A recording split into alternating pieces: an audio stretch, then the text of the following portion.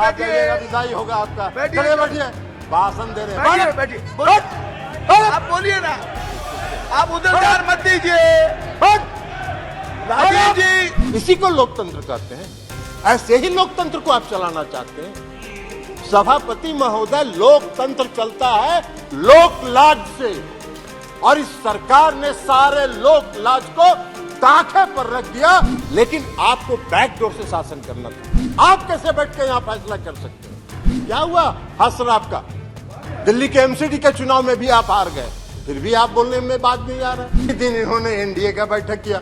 अरे भाई, आपको तो उस फोबिया से आप ग्रस्त हैं। आप उस फोबिया से ग्रस्त हो गए हैं और आपकी विदाई होने वाली है। 4 दिन पहले प्रधानमंत्री ने कहा 70,000 करोड़ का घोटाला हुआ और सबको वॉशिंग मशीन में डाल के बाहर निकाल लिया। ये लोकतंत्र है क्या? इसी को लोकतंत्र कहते हैं। ऐसे ही लोकतंत्र को आप चलाना चाहते हैं।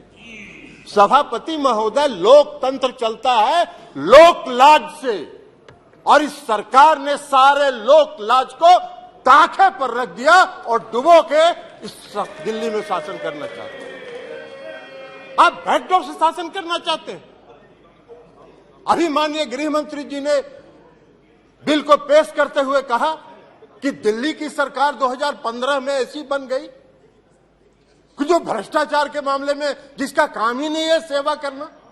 अरे, सेवा दिल्ली की सरकार जनता की सेवा कर रही है कि नहीं कर रही है, यह फैसला तो करने का अधिकार दिल्ली की जनता को। आप कैसे बैठ के यहां फैसला कर सकते हैं? आपको कौन अधिकार दिया है यहां फैसला करने? चुनाव तो आप भी लड़ते हैं दिल्ली में, लेकिन आप 3 सीट पर सिमट जाते हैं। 3 सीट पर सिमट जाते हैं और उसके बाद भी कहते हैं कि वाह भाई, दिल्ली में जो सरकार है उसको सेवा का काम ही नहीं कर रही है। कौन सा काम आप व्याख्या कर रहे हैं? आपने दिल्ली के एमसीडी को सारे लोगों को मिला के एक एमसीडी किया। क्या हुआ हसर आपका? दिल्ली के एमसीडी के चुनाव में भी आप हार गए, फिर भी आप बोलने में बात नहीं आ रहा है।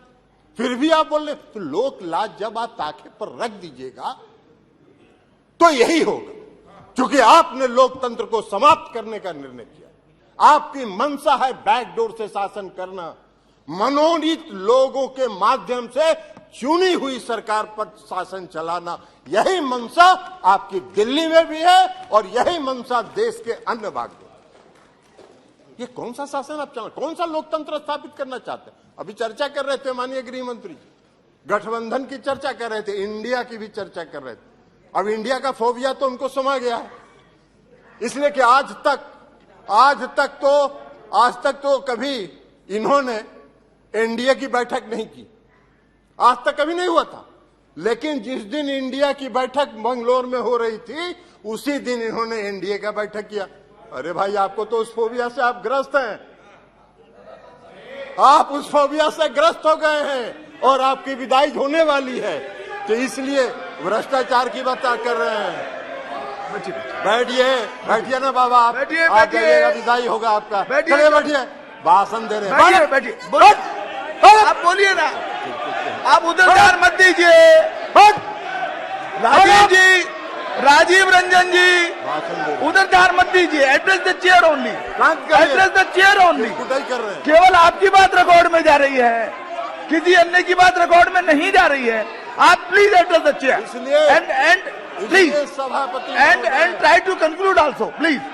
अभी सभापति महोदय माननीय गृह मंत्री जी चर्चा कर रहे थे, पेश करते हुए उन्होंने कहा कि दिल्ली में बहुत भ्रष्टाचार हो गया है, भारी भ्रष्टाचारियों का जमाव हो गया है।